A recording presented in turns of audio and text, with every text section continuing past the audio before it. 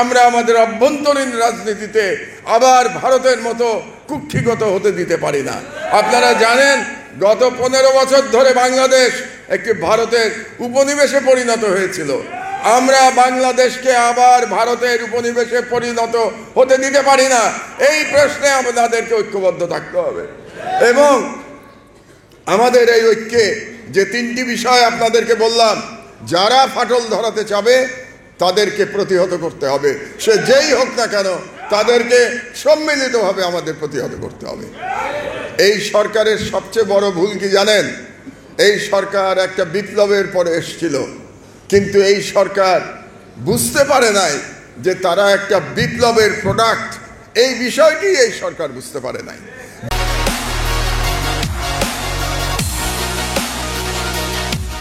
যে কারণে যে কোনো বিপ্লবের পরে পৃথিবীর সব দেশে একটা শুদ্ধি অভিযান চালানো হয়, একটা পার্জিং চলে, আমলাতন্ত্রের মধ্যে পার্জিং চলে, সেনাবাহিনীতে পার্জিং চলে, পুলিশে পার্জিং চলে।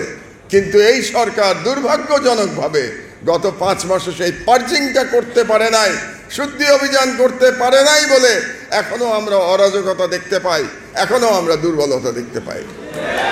আজকে যদি তারা সেই শুদ্ধি অভিযানটা চালাতো ক্ষমতায় এসেই, তাহলে আজকে বাংলাদেশ অনেক বেশি ঐক্যবদ্ধ থাকতো, অরাজক পরিস্থিতি তৈরি হতে পারতো না। একটা ছোট এক্সাম্পল দিই।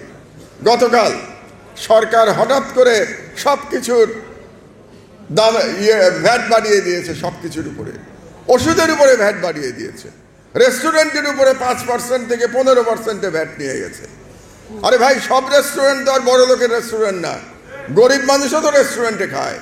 তাহলে আপনি সব রেস্টুরেন্টের উপরে 15% ভ্যাট বসালেন, এটা তো দরিদ্র মানুষের রেস্টুরেন্টের উপরে আপনি ভ্যাট বাড়িয়ে দিলেন।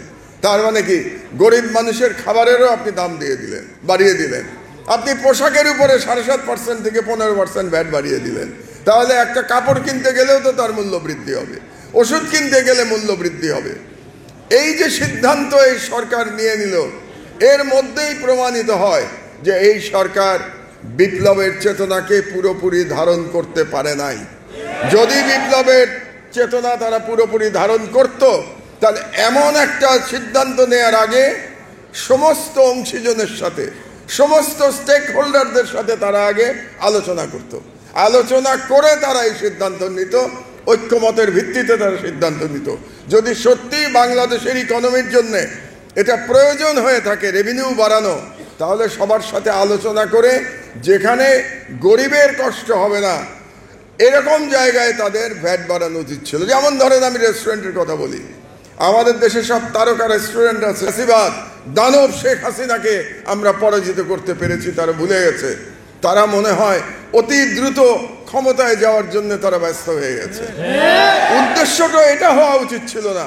উদ্দেশ্য হওয়া উচিত ছিল যে সকলে মিলিতভাবে আমরা এমন একটা সিস্টেম করব, যেই সিস্টেমের মাধ্যমে বাংলাদেশে আর কোনো ফ্যাসিবাদ কোনোদিন ফিরে আসবে না। এটার জন্য সবাই মিলে কাজ করা দরকার ছিল অন্তত কিছুদিন।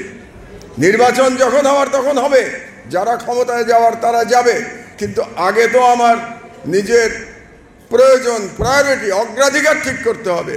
আমার অগ্রাধিকার ছিল কি? অগ্রাধিকার ছিল 1 নম্বরে যেটা বললাম, এমন একটা সিস্টেম করা যে সিস্টেমে নতুন কোনো শেখ হাসিনার জন্ম হবে না। আর 2 নম্বর, যে ভারতীয় সাম্রাজ্যবাদ বাংলাদেশের চারদিক ঘিরে আছে, সেই ভারতীয় সাম্রাজ্যবাদ যাতে আমার স্বাধীনতা আবার ছিনিয়ে নিতে না পারে।